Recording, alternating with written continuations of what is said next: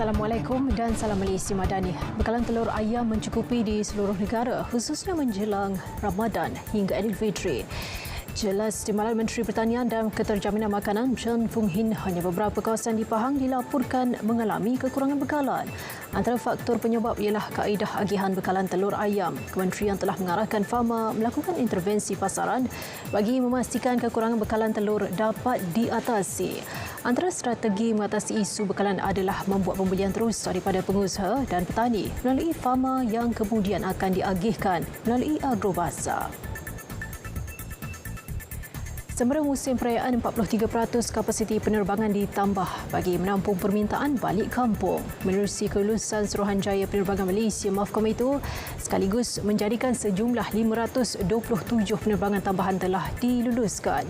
Kementerian Pengangkutan memaklumkan pihaknya dan MAFCOM mengambil langkah proaktif menggalakkan syarikat penerbangan menawarkan kadar tambang berpatutan. Penetapan harga tiket pula dibuat berdasarkan mekanisme dinamik, iaitu harga berpatutan bagi pembeli awal. Dalam pada itu, Malaysia Airlines berhad juga bersetuju meningkatkan kapasiti penerbangan termasuk 40 penerbangan berjadual menggunakan pesawat lebar Airbus A330.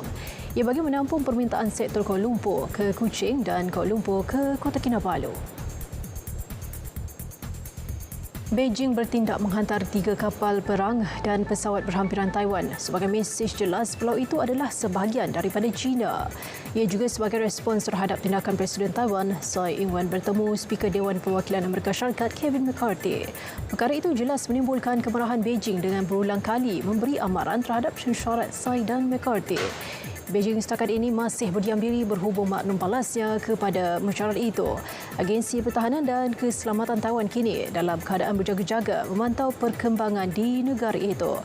China sebelum ini mengenakan sekatan ke atas Duta Taiwan ke Amerika, Xiu Bi Kim, dengan melarangnya daripada memasuki China dan menuduhnya sengaja menghasut konfrontasi rentas selat. Beribu penduduk melarikan diri dari tempat tinggal mereka selepas lelaki bersenjata membunuh sekurang-kurangnya 47 orang yang sedang berkabung semasa majlis pengebumian. Pihak berkuasa tempatan berkata kejadian itu dicetuskan lelaki yang melepaskan tembakan ke arah penduduk kampung. Penduduk yang ketakutan bertindak melindung di kampung berhampiran. Pihak polis telah dikerah bagi melindungi penduduk yang berpindah dan menghentikan serangan selanjutnya. Kejadian dilaporkan berlaku ketika majlis pengebumian 3 anggota masyarakat yang dibunuh lelaki bersenjata. Serangan lelaki bersenjata kerap berlaku di negeri-negeri utara Nigeria.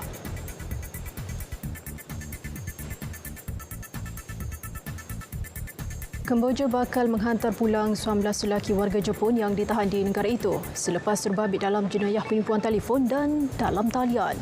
Jurucakap Polis Immigration Jen Kyo Tan berkata proses penghantaran pulang mereka kini sedang diuruskan Kedutaan Jepun di Kemboja.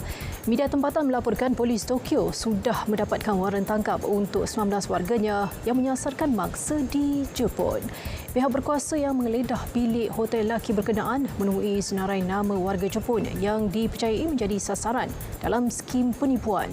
Penipuan jenayah cyber menjadi isu utama di Kemboja tahun lalu, membabitkan ramai individu dari pelbagai negara Asia yang terpedaya dengan tawaran kerja di negara itu. Sekian berita. Assalamualaikum. Salam Malaysia Madani.